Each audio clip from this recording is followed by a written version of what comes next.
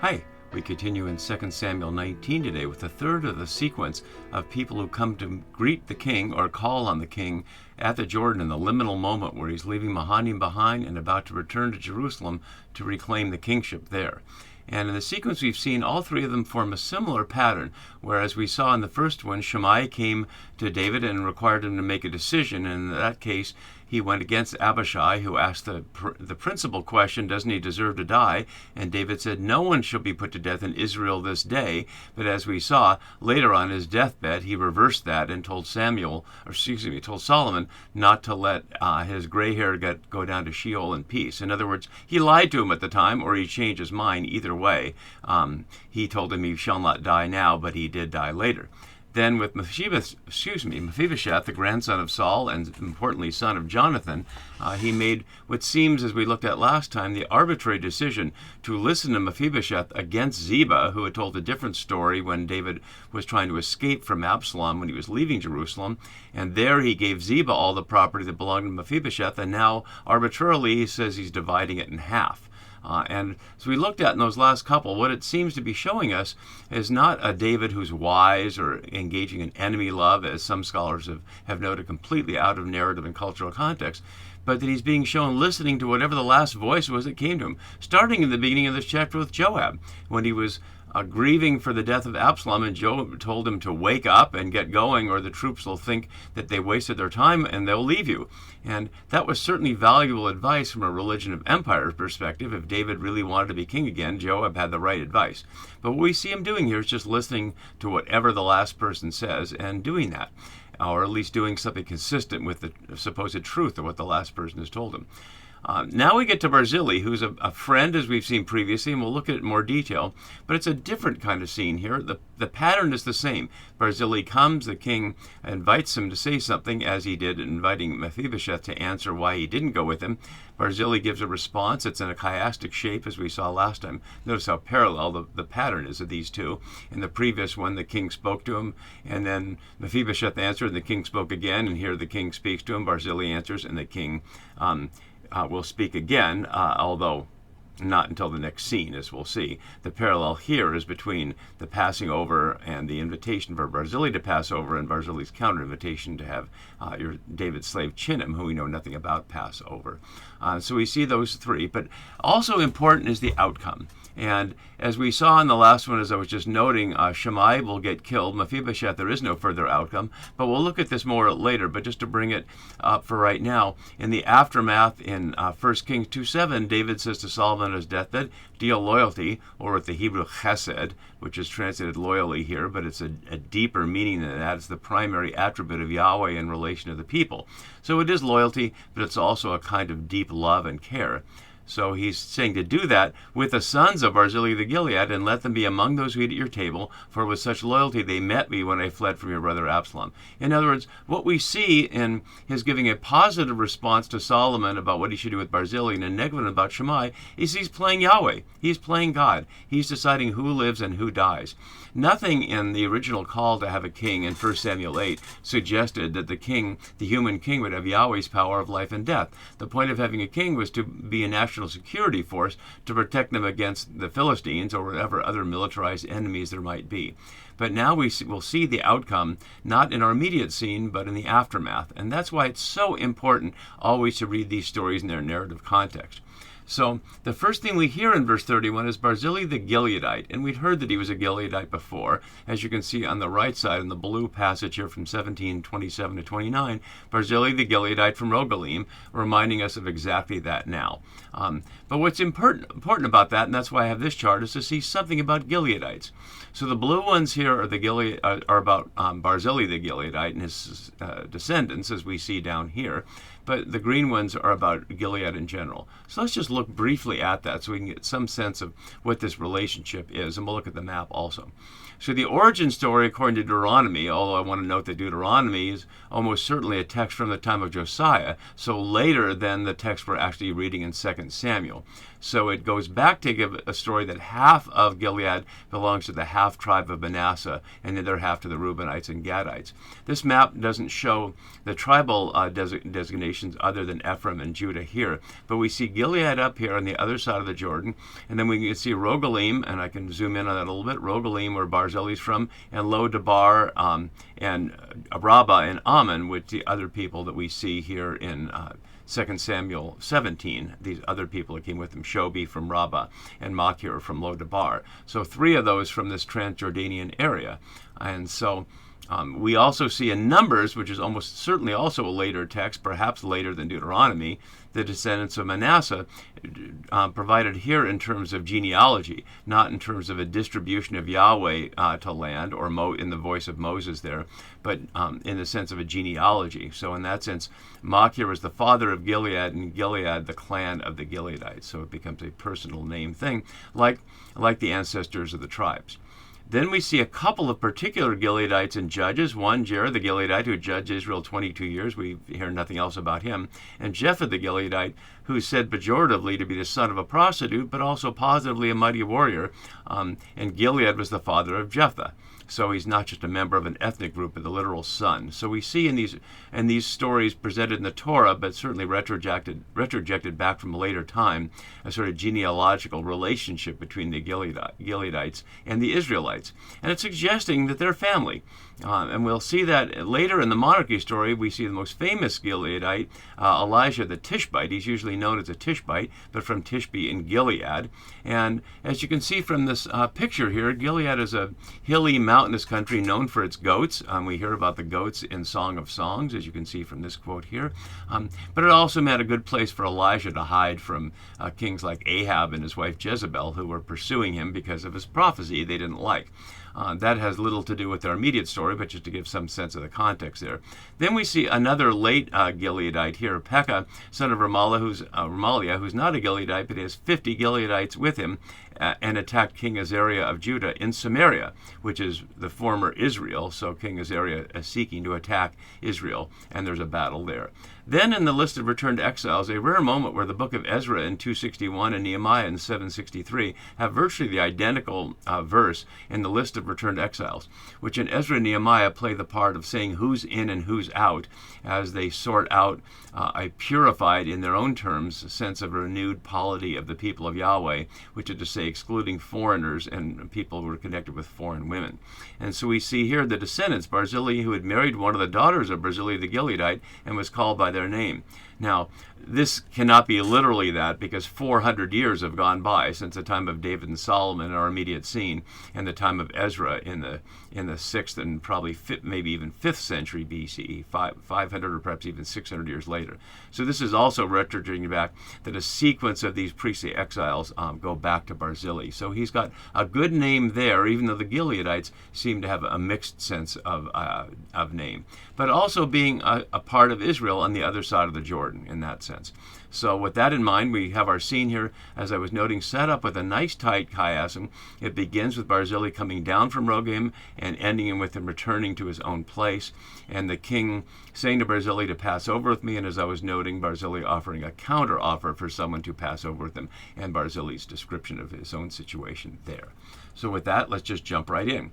I've omitted the now, as you can see on the right side, because that's not in the Masoretic. So he's come down, he went on with the king, and I've continued to translate aver, the Hebrew word, aver for Hebrew, passing over. And we saw it in the previous chapter a whole series of times, and we see it a number of times in our immediate scene, and we see it farther down, going down here, because this is the immediate context, that David is about to pass over the Jordan, and the question has been, who will accompany him, which is to say, who is supporting him and who's not afraid to side with him after the death of Absalom.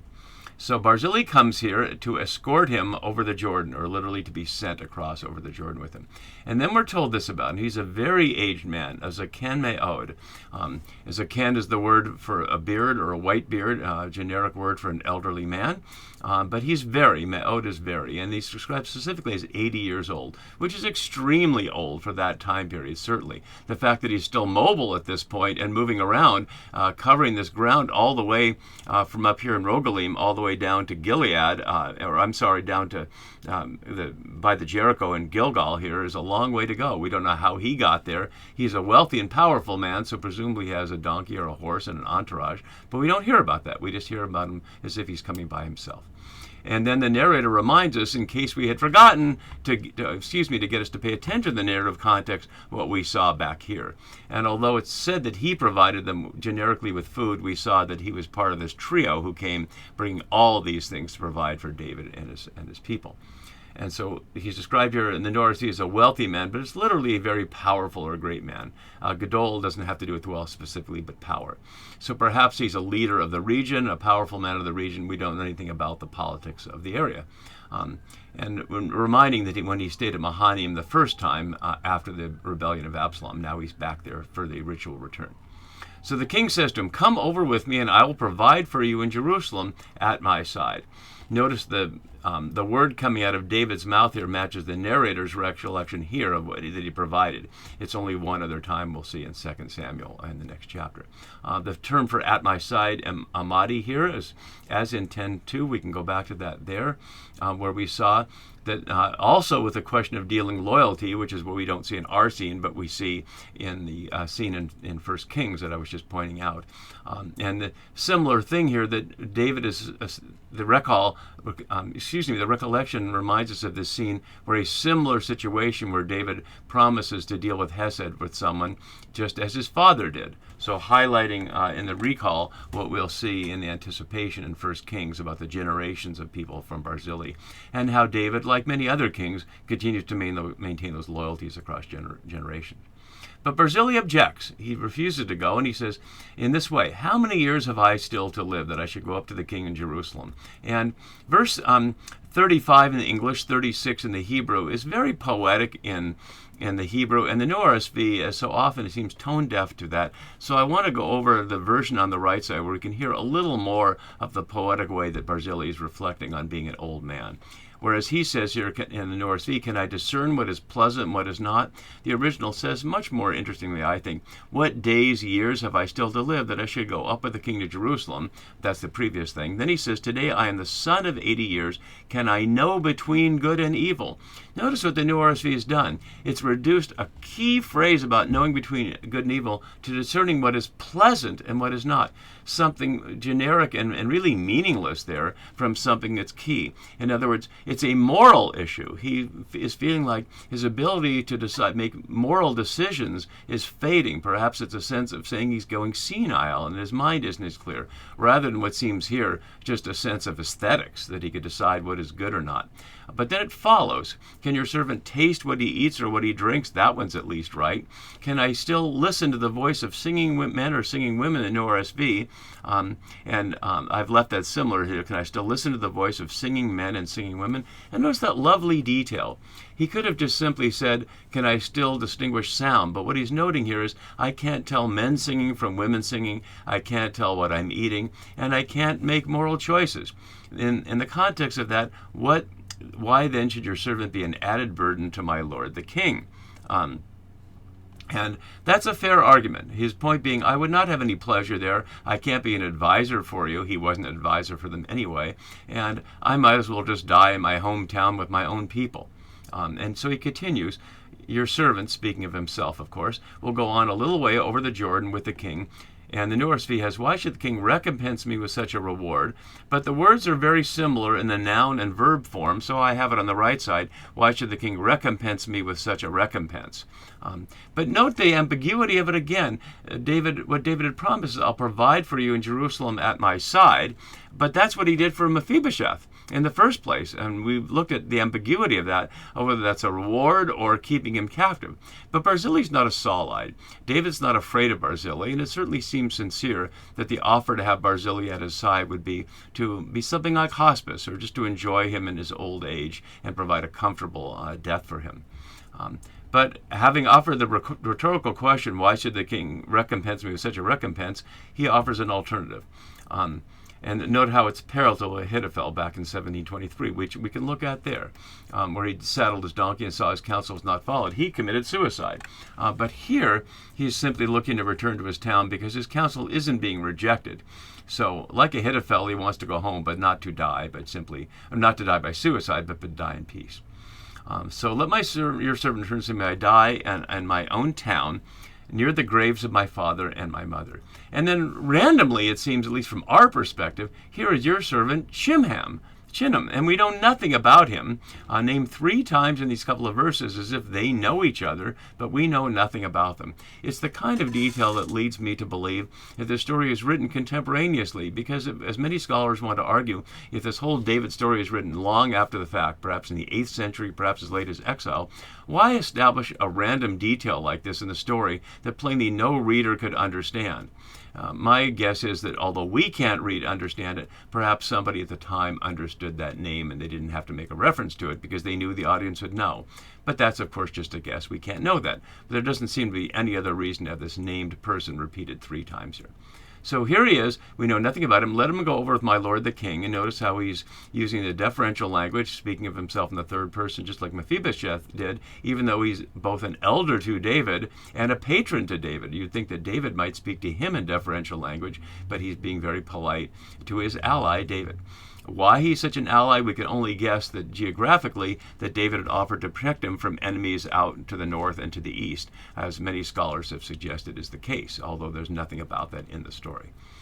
So let him go over and do for him whatever seems good to you, or the repeated phrase we saw before, do whatever seems good in your eyes, and all that you choose I will do. Notice this is the king answering. Barzillai says, do whatever is good in your eyes, but the king answers, I'll do for him whatever is good in your eyes. But either way, they're just referring to their own personal preferences. In this case, that certainly seems to make sense. There's no reason we think any divine order to what to do with Shimei here. But we've noted in other situations that the king and others about the king are inviting him to do what's good in his eyes, but nobody's inviting him to do what's good in Yahweh's eyes. And that's really key to what's going on here. It's easy to miss what's not being said, but Yahweh is nowhere in this entire unit, as we can see. So the king answered, he agrees with him, Shimei shall go over with me, and I will do for him whatever seems good to you, and all that you desire of me, or all that you choose of me, I will do for you. And so now it happens. Now, after all these 3 places, as Falkman notes, the composition places the crossing of the Kidron in opposition to the crossing on the way back of the Jordan, as we've been noting. He also suggests, alternatively, the crossing of the Kidron and the ascent of the Mount of Olives demonstrate what unity is, while the crossing of the Jordan and the ascent of the hills of Judah are a sign of duality, the schism of the kingdom. And that's guessing that there's symbolic meaning to these crossings, and there certainly is symbolic meaning to the crossing of the Jordan, but whether it indicates that division between Judah and Israel or not, you have to decide for yourself. So the king kisses Barzillai and blesses him, and he returns not to his own home. We saw earlier that New RSV described the Israelites returning to their own home when the issue was tents. Here it's not tents, it's his own place. And so they part in peace. And as we see here, as Baden notes, this is effectively an international treaty between David and Gilead, and one that reaffirmed that it was the Transjordanians who were vassals to David and not the other way around. And as Baden often offers, a very powerful insight to the sequence that's going on here. So in these meetings of the Jordan, David is taking care of the remaining Saulides, and he's reestablished an alliance across the Jordan, and now he's ready to return. And so the king went back to Gilgal, and Shimei went with him, all the people of Judah, and half the people of Israel. And isn't that the kicker at the end of this unit here? Only half of the people of Israel brought the king on his way. Where the others, we don't know. But what we'll see next time, there's a strange first-person conversation between Israel and Judah, where they speak at each other as if across the river from opposite sides, arguing about the question of the relationship with the king. And we'll get to that and complete the chapter next time. See you then. Bye-bye.